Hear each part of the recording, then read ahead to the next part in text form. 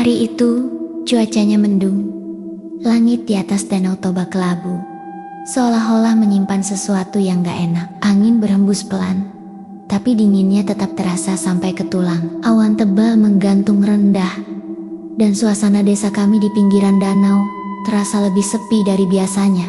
Tapi anehnya, udara di sana tetap adem dan segar. Seperti biasa, aku, Rika, baru aja pulang ke kampung halaman di daerah Balige buat liburan. Setelah sekian lama kerja di Jakarta dan disibukkan urusan kantor yang gak ada habisnya, akhirnya bisa juga istirahat di rumah nenek. Terakhir kali aku kesini waktu masih SMP. Sekarang, setelah bertahun-tahun, suasananya masih sama. Rumah nenek masih berdiri kokoh. Rumah kayu besar dengan arsitektur Batak yang khas berbentuk panggung. Banyak ukiran di dindingnya dan penuh barang-barang lama yang bikin nostalgia. Lantainya masih dingin kalau diinjak, dan aroma khas kayu tua masih kuat banget. Di rumah itu, keluarga besar kumpul. Ada om, tante, sepupu-sepupu, dan anak-anak mereka. Salah satunya Dito, sepupuku yang paling kecil, usianya baru 5 tahun. Dito itu anaknya aktif banget, gak bisa diem. Dari pagi dia udah sibuk lari-larian di halaman main sama Iyom, ngejar-ngejar kucing, atau nyelonong ke pinggir danau buat main air. Kami semua sering banget negur dia, "Dito, jangan main jauh-jauh ya." Tapi ya namanya anak kecil, kadang dibilangin juga tetap aja ngeyel. Siang itu, suasananya lagi rame. Kami semua lagi makan siang di beranda rumah. Nasi ikan, arsik, sayur daun ubi tumbuk, sambal andaliman, semuanya lengkap. Obrolan keluarga bercampur tawa, dan sesekali suara anak-anak kecil ribut-rebutan mainan. Di tengah-tengah kehangatan itu, tiba-tiba nenek nyeletuk sambil nyendok sayur. Dito kemana? Dari tadi kok nggak kelihatan ya?" Awalnya, kami semua mikir mungkin dia lagi main sama sepupu lainnya di dalam rumah. Tapi setelah dipanggil-panggil, gak ada jawaban. Dicari ke kamar, ke dapur, ke belakang rumah, semuanya nihil. Suasana mulai berubah dari santai jadi panik. Ayah Dito langsung lari ke jalanan depan rumah, nyari ke rumah tetangga, tanya-tanya. Ibu Dito udah mulai menangis. Beberapa menit kemudian, salah satu anak tetangga datang dan bilang, "Tadi lihat Dito di dekat pohon besar pinggir danau." Kami langsung ke sana. Jaraknya gak jauh, cuma sekitar 200 meter dari rumah. Tapi saat kami sampai di lokasi, yang kami temukan justru sandal kecil milik Dito, basah, terbalik. Di sebelahnya ada jejak kecil yang samar, seperti bekas kaki anak-anak yang mengarah ke air. Rasanya kayak jantungku jatuh ke perut. Dingin, hening. Semua orang saling pandang. Ibu Dito langsung teriak histeris, jatuh duduk di tanah sambil manggil-manggil nama anaknya.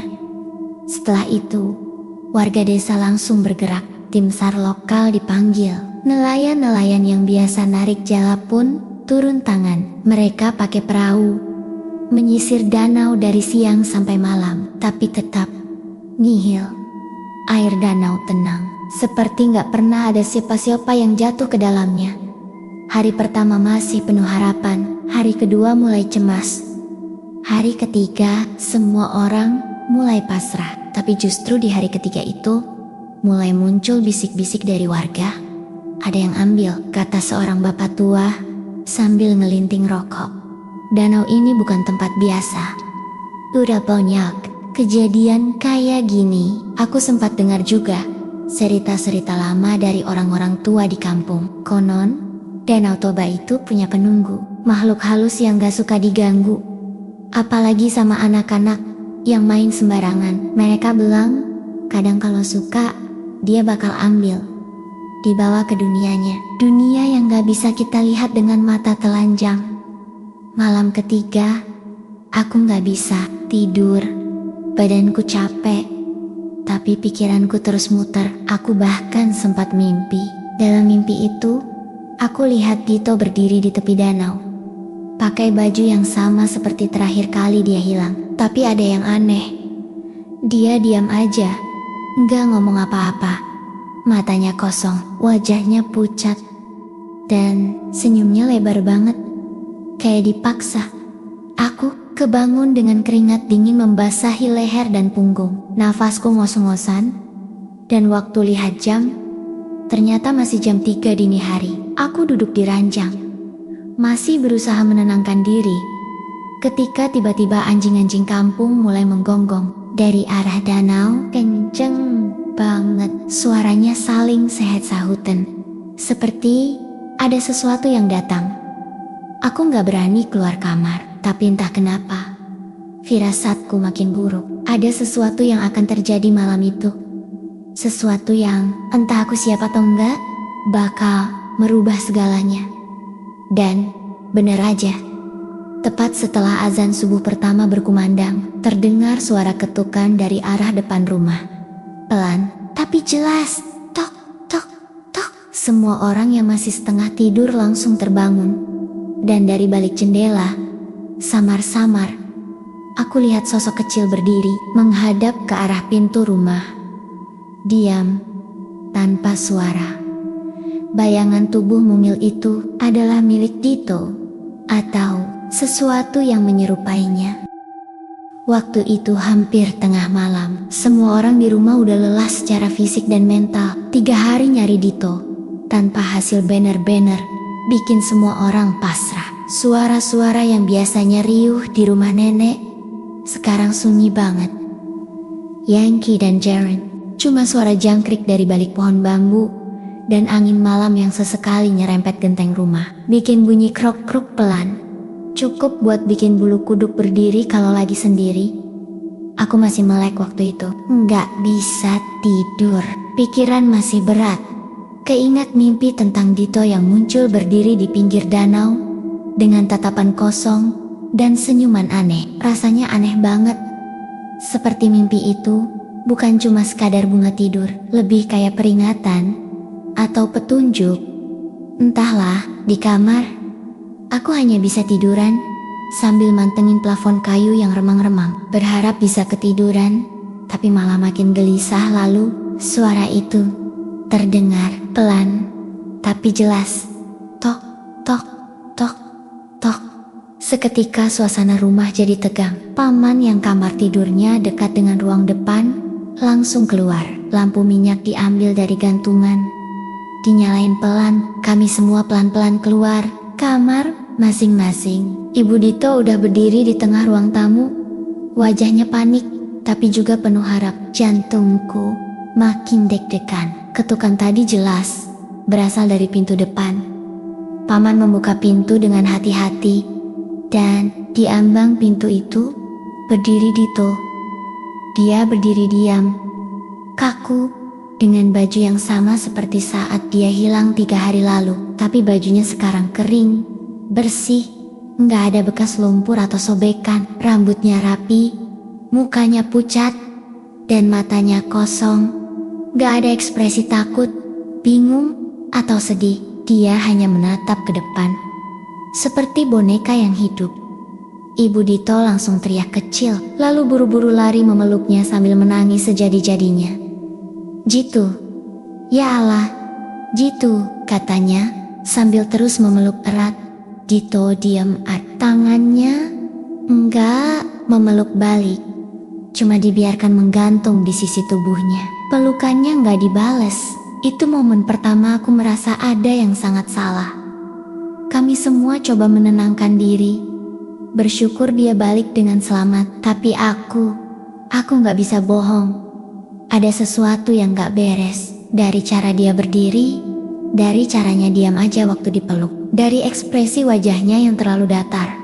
Saat ditanya-tanya, jawabannya juga aneh. Waktu ditanya dia kemana aja selama 3 hari, dia cuma jawab, main. Ditanya main sama siapa, dia jawab, temen. Ditanya temannya siapa, tinggal di mana, dia cuma bilang, di bawah air, adem. Semua orang saling pandang. Ninek meremas tanganku, wajahnya pucat. Kami pikir Mungkin Dito trauma. Mungkin dia nggak bisa langsung cerita. Jadi kami biarin dulu. Dito diajak masuk. Disiapin makan. Dikasih baju ganti. Tapi dia makan pelan banget. Gerakannya kayak robot. Kedang-kedang, dia cuma duduk sambil mandangin makanan tanpa nyentuh sama sekali. Malam itu, Dito tidur bareng ibunya di kamar. Tapi aku hampir nggak bisa tidur. Perasaan nggak enak makin kuat. Dan ternyata itu bukan perasaanku aja hari-hari berikutnya. Kelakuan Dito makin aneh. Dia sekarang gak suka cahaya. Kalau pagi, dia minta lampu dimatikan. Kalau sore, dia lebih suka duduk di tempat gelap. Bahkan kadang waktu lampu nyala, dia nutup matanya sambil ngomel kecil. Bilang sakit. Silau, jangan dinyalain. Tiap malam, dia duduk di depan jendela yang menghadap danau. Duduk aja di situ, diam, sambil mandangin air yang gelap. Kadang dia ngomong sendiri, dengan suara pelan banget. Awalnya kami pikir dia ngigau, tapi lama-lama kami sadar dia kayak lagi ngobrol sama seseorang. Dan bahasanya bukan bahasa biasa. Kadang ada suara lirih kayak say ATIK2 ... Lu NAI ... Entah itu bahasa apa. Puncaknya, malam itu aku kebangun karena dengar suara langkah kaki kecil di ruang tamu. Awalnya aku pikir salah satu anak kecil lainnya yang mungkin kehausan. Tapi setelah ngintip dari celah pintu, darahku kayak berhenti ngalir. Dito berdiri di tengah ruang tamu, telanjang kaki, diam, matanya terbuka lebar tanpa berkedip, menatap kosong ke sudut gelap ruangan. Tubuhnya kaku, tapi bibirnya bergerak-gerak, berbisik sesuatu. Aku sempat dengar, "Gak boleh, nanti ketahuan." Dia udah tahu. Ya, sebentar lagi, siapa yang diajak ngomong? Aku tarik napas dalam-dalam, memberanikan diri buka pintu kamar sedikit, dan jalan pelan mendekatinya. "Dito," aku panggil pelan. "Kamu ngomong sama siapa?" Dia nggak langsung jawab. Dia pelan-pelan nengok ke arahku. Gerakan kepalanya pelan banget. Dan saat wajahnya sepenuhnya menghadap aku, dia senyum. Lagi-lagi senyum itu. Senyum lebar, lama, dan tanpa berkedip. "Main sama temen dari danau," katanya. Rasanya kakiku lemas. Aku mundur pelan-pelan. Tapi Dito gak ngikutin. Dia cuma balik lagi mandang ke sudut ruangan. Lalu bisik-bisik lagi. Aku balik ke kamar, kunci pintu, dan malam itu aku gak tidur sama sekali. Besoknya aku cerita ke nenek, dan ternyata bukan cuma aku yang ngalamin kejadian aneh. Nenek pun punya pengakuan yang lebih mengerikan.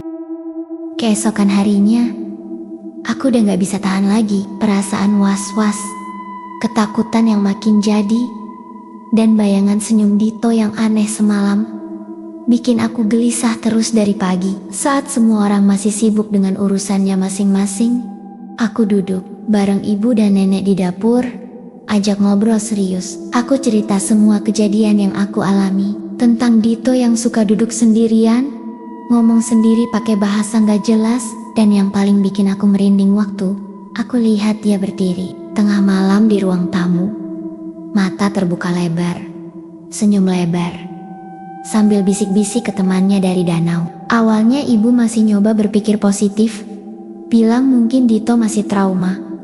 Tapi reaksi nenek beda. Wajahnya langsung tegang. Nenek diam lama, lalu pelan-pelan cerita bahwa dia juga sempat lihat sesuatu yang gak masuk akal. Beberapa malam sebelumnya, dia kebangun karena pengen ke kamar mandi. Waktu lewat dapur, dia ngelihat sosok kecil, Dito. Tapi anehnya, Dito jalan mundur, pelan, dari dapur ke arah kamarnya, tanpa suara. Gak ada ekspresi, matanya juga terbuka lebar, tapi pandangannya kosong. Nenek pikir waktu itu dia ngelihat setan, tapi setelah dideketin, sosok itu tiba-tiba gak ada. Nenek akhirnya gak cerita ke siapa-siapa. karena takut dikira halu. Lalu ibunya Dito, yang tadinya masih ragu, akhirnya cerita juga. Dia bilang, Dito sekarang sering ketawa sendiri di kamar mandi. Ketawa kecil, pelan, tapi panjang. Kayak ada yang ngajak bercanda. Padahal dia sendirian. Pernah juga pas dia intip, Dito lagi duduk di lantai kamar mandi, mainin air keran sambil ngomong sendiri. Nanti aku balik ya, tungguin aku. Kami bertiga saling pandang. Udara di dapur rasanya mendadak dingin. Aku bisa lihat ibu mulai gemetar. Nenek akhirnya ambil keputusan. Katanya, udah saatnya kita nyari bantuan dari orang pintar. Tapi bukan dukun sembarangan. Nenek ngajak kami ke desa sebelah, ke tempat seorang tua adat seorang Raja Bius yang katanya masih ngerti adat Batak kuno dan dipercaya bisa melihat hal-hal gaib. Perjalanan ke rumah Raja Bius itu gak jauh, tapi terasa lama karena hati kami penuh tanda tanya. Rumahnya sederhana, terbuat dari kayu tua yang dikelilingi banyak tanaman herbal. Waktu kami datang, dia udah nunggu di depan, seperti udah tahu kami bakal datang. Kami duduk di tikar anyaman. Udara di dalam rumah itu dingin, walaupun matahari siang lagi terik-teriknya. Kami cerita semuanya tentang Dito yang hilang, lalu pulang, tapi berubah. Tentang senyumnya, tatapannya, kebiasaannya yang makin menyeramkan. Raja Bius itu gak langsung jawab. Dia cuma diem. Matanya menatap kosong keluar jendela. Lama. Sampai akhirnya dia bicara pelan, tapi tegas. Itu bukan cucumu, katanya. Suara nenek langsung tercekat. Kami semua terdiam. Lalu dia lanjut, yang pulang bukan anak manusia. Kami semua merinding. Raja Bius itu menjelaskan bahwa Danau Toba bukan sekadar danau. Di dasarnya ada dunia lain, dunia para makhluk air.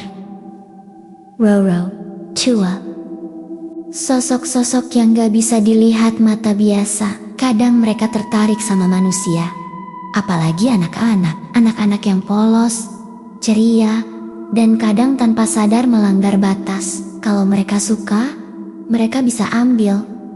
Dan sebagai gantinya, mereka kirim peniru.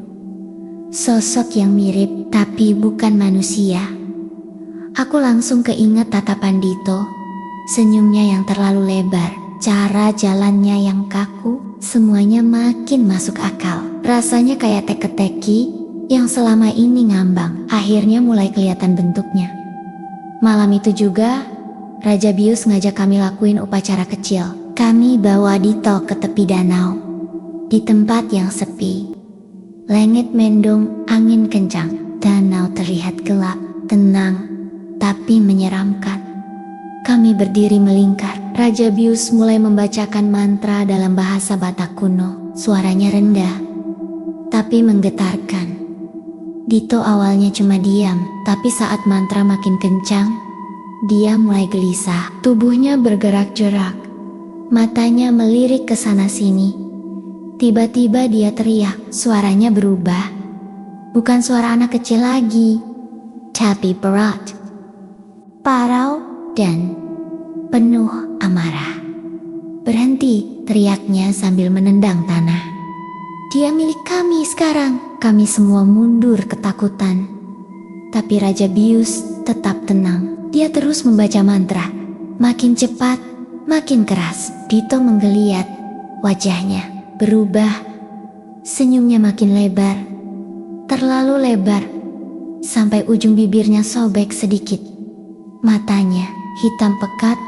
Tanpa bola mata tiba-tiba, tubuhnya jatuh ke tanah. Kaku, kayak mati. Beberapa detik kemudian, Dito bangun. Tapi kali ini, dia langsung nangis.